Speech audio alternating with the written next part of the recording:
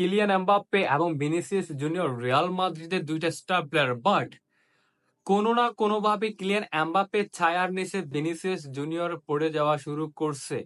যখন থেকে Real মাদ্রিদে Mbappe আসলো তখন থেকে আস্তে আস্তে করে ভিনিসিয়াস জুনিয়রের কদরটা কমে যাওয়া শুরু করছে। কদর কমে যাওয়া শুরু করছে মানে কোন কদরের কথা বলছি? যেভাবে আগে ভিনিসিয়াস জুনিয়র হাইলাইট হইতো, ওই হাইলাইটটা কিন্তু এখন আর ভিনিসিয়াস জুনিয়র হইতেছে না। কারণ এই জিনিসটা কিলিয়ান এমবাপ্পের দিকেই এখন মিডিয়ারা ফোকাস করে নিয়েছে। কারণ কোনো না কোনো দিক থেকে আপনার মনে হবে যে ভিনিসিয়াস জুনিয়র এমবাপ্পের থেকে ব্যাটার ফুটবল খেলে রিয়াল মাদ্রিদে। বাট রিয়াল মাদ্রিদে এখনো পর্যন্ত রিয়াল মাদ্রিদে এখনো পর্যন্ত এমবাপ্পেই সব থেকে ব্যাটার ফুটবলার। কারণ এমবাপ্পে এখনো পর্যন্ত রিয়াল মাদ্রিদের যে স্কোয়াডটা আছে ওই স্কোয়াডের মধ্যে সব থেকে বিগ গেম প্লেয়ার।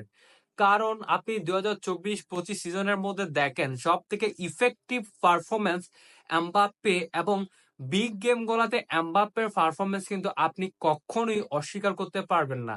কারণ যদি ভিনিসিয়াস জুনিয়র এবং এমবাপ্পের যদি আপনি একটা বিগ গেমের একটা সিচুয়েশন দেখেন, বা নক আউট স্টেজের একটা যদি সিচুয়েশন দেখেন, বা ওয়ার্ল্ড কাপ বলেন, বা ন্যাশনাল টিম বলেন, বা ক্লাব ফুটবল বলেন, ওভারঅল যদি আপনি কনসেপ্টটা যদি দেখেন, তাহলে এমবাপ্পে ভিনিসিয়াস জুনিয়র থেকে পার গুণ ব্যাটার ফুটবল খেলে থাকেন।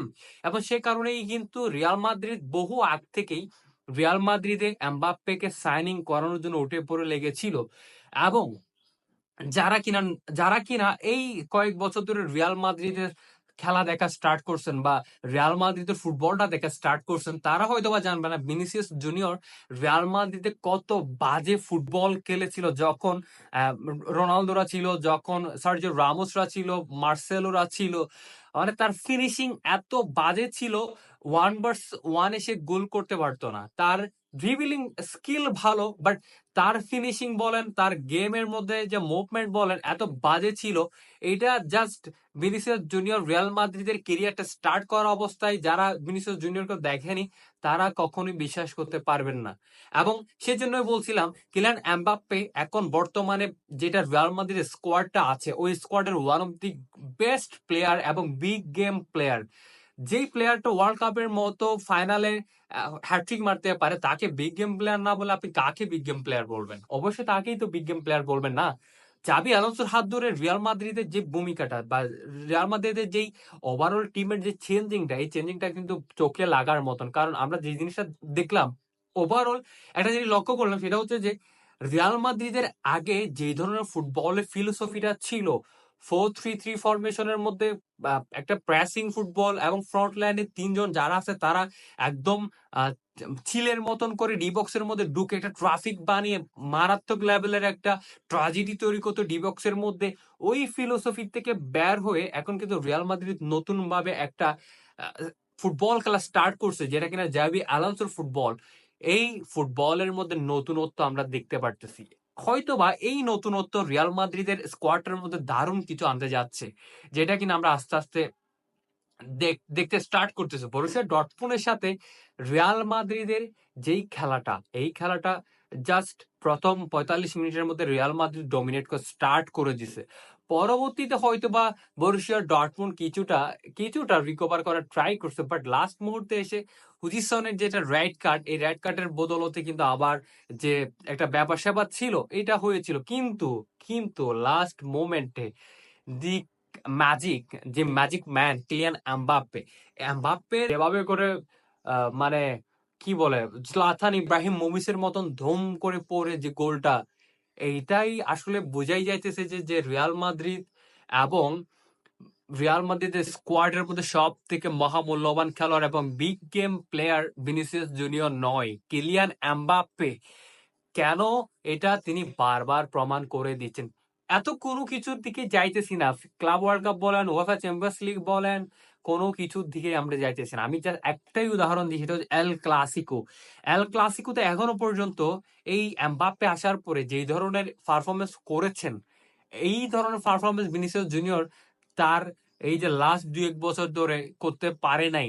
কিলিয়ান এমবাপ্পে নতুন হয়ে এল ক্লাসিকোতে যে ধরনের ইফেক্টিভ পারফরমেন্স করছেন, এটা আর কেউ করতে পারে নাই। আমার মনে হয় ভিনিসিয়াস জুনিয়র এই ধরনের পারফরমেন্স করতে পারবে না, বা আমার কথাগুলো হয়তো বা একতরফা এমবাপ্পের দিকে চলে যাইতে পারে, বা আপনি হয়তো বা ভাবতে পারেন যে আমি একপাক্ষিক যে কিলিয়ান এমবাপ্পেকেই সাপোর্ট করতেছে এই ধরনের হইতে পারে, বাট তা না। তবে ভিনিসিয়াস জুনিয়র ইফেক্টিভ একজন খেলোয়াড়।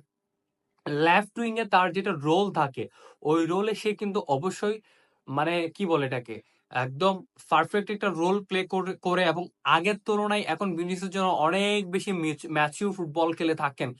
আগে তো তার কোনো ধরনের কোনো মানে ফুটবলের আগা ছিল না, মাথা ছিল না, কিন্তু বাট আস্তে আস্তে সে এখন ম্যাচিউরিটির মধ্যে আসছে এবং ফুটবলটা ওভাবে করেই খেলে। গঞ্জালো গার্সিয়া যে এই ছেলেটা কিলিয়ান এমবাপ্পের অ্যাবসেন্টে দলের মধ্যে স্কোয়াডে জায়গা পাইছে, তার কথা যদি না বলি তাহলে পাপ হয়ে যাবে।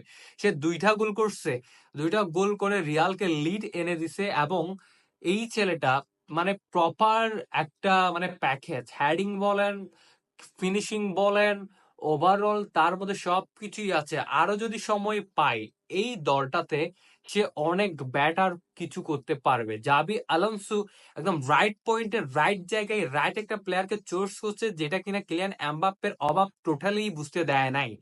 এই জিনিসটা সব থেকে বেশি ইন্টারেস্টিং লাগছে। এবং আমরা দেখেছি যে কারিম বেনজেমা, রোনালদো, তার পরবর্তীতে আরো যারা প্লেয়ার, গ্যারেথ বেল, তাদের চলে যাওয়ার পরে যে ধরনের একটা শূন্যতা ছিল, এই শূন্যতাটা টোটালি রিয়াল মাদ্রিদের দলটার মধ্যে বোঝা যাইতেছে না। যেটা বার্সেলোনার দলটার মধ্যে মেসি, নেইমার, সুয়ারেজ চলে যাওয়ার পর একটা শূন্যতা বোঝা যাইতেছিল, এই জিনিসটা রিয়াল মাদ্রিদ স্কোয়াডের মধ্যে বোঝা যাইতেছে না। এবং এই জিনিসটা বুঝতে না দেওয়ার জন্য সব থেকে বড় ক্রেডিটটা কিন্তু রিয়াল মাদ্রিদ ম্যানেজমেন্ট প্যানেলের। এই ফুটবল, এই ফুটবলটাকে কেন্দ্র করে তারা যে ধরনের মেন্টালিটি ক্রিয়েট করে থাকেন এবং দলের মধ্যে একটা চেইন অফ মানে একটা মানে ফুরফুর একটা মেজাজ তারা ক্রিয়েট করে থাকেন, এই জিনিসটা আসলে জাস্ট ভাবতে অবাক লাগে। এবং বরুসিয়া ডর্টমুন্ড, তারা বরুসিয়া ডর্টমুন্ডকে কিছুদিন আগেও উয়েফা চ্যাম্পিয়ন্স লিগে কিন্তু হারাইছে গত সিজনে রিয়াল মাদ্রিদ, তাদের জন্য এটা কোনো বিষয়ই না। এবং বরুসিয়া ডর্টমুন্ড হচ্ছে প্রতিদিনের ক্লাব জাবি আলোনসোর জন্য, বুন্দেসলিগার মধ্যে প্রত্যেকদিন হয়তো বা তাদের সাথে দেখা হইতো, এটা তেমন একটা প্রেশার ছিল না, বাট তারপরেও কিন্তু ওভারঅল রিয়াল মাদ্রিদের খেলার মধ্যে বা চেঞ্জিংটা আমাদের অবশ্যই প্রশংসা করতে হবে। আপনার কি মতামত এটাও কিন্তু আমাদেরকে জানাবেন, খেলার বিগ পয়েন্ট কোথায় ছিল এটাও আমাদেরকে জানাবেন।